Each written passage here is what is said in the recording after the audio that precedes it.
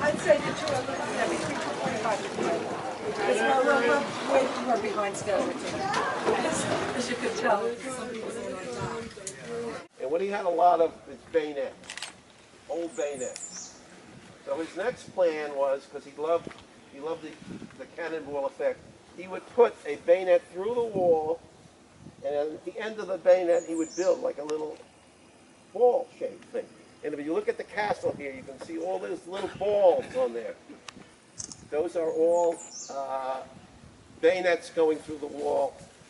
And when you go up to the residence up on the hill, you can see actually there's one where the bayonet is just sticking out. Ask them, and they'll show you where that bayonet goes through.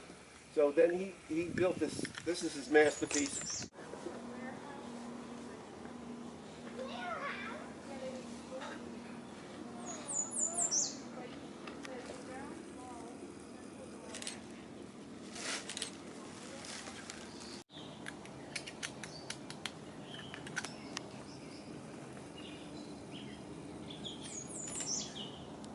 First,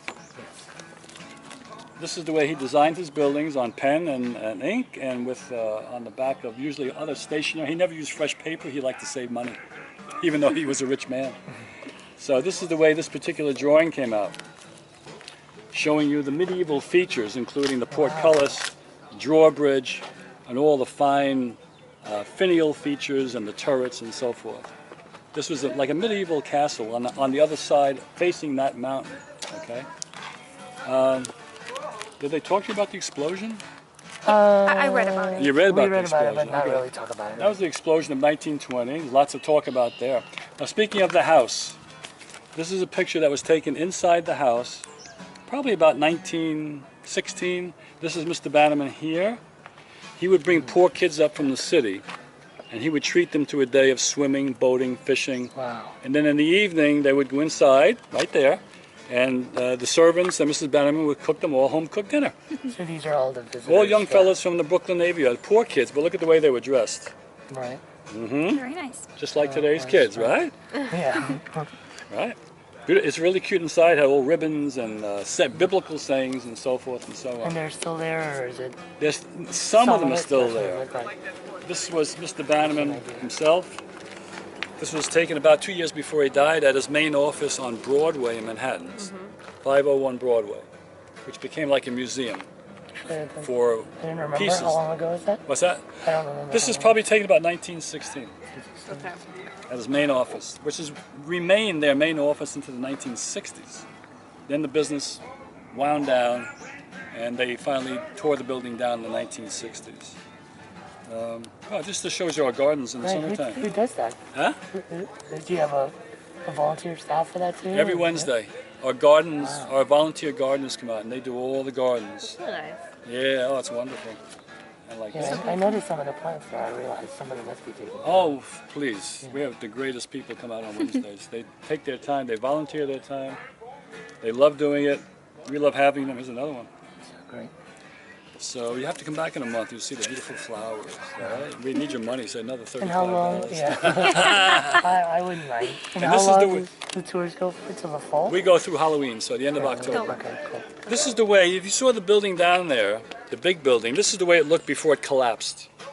What you're seeing now is after the collapse. This was taken the summer before. I took this picture myself. Wow. The summer before. Now we lost all of this here. That came crumbling down. And this is a Photoshop picture of what was there too at the time. And that's basically what I have from the residence. After the Great Fire of 1969, this is what was left, the shells. Because all the wood floors and the roofs came all down. And was it a fire or was it an explosion? No, this was a 1969 fire. Oh, a fire. The explosion was 1920. Right. Oh, you're good. You're going to get an A. Yay. I don't know if you saw the other pictures, but this is, a nice heyday picture of what it looked like back in its heyday. And this one too. It was fancy. It was, everybody knew it on the river. And he built it this way so that people would notice it. It was like advertising for him. Because he was a very smart... Call it that confusing name that we were confused by. Pollepel. Pollepel. And these are the drawings that you got this before. Thank These you. are the drawings he made before people put it together. He drew it. They built it. This is the way it came out. Cool. Yeah, so he was a clever guy. So what do these have to do with this? Now I was talking to my Yeah, I was the wondering group about that. before. The Bannermans has appeared in movies and pop culture things.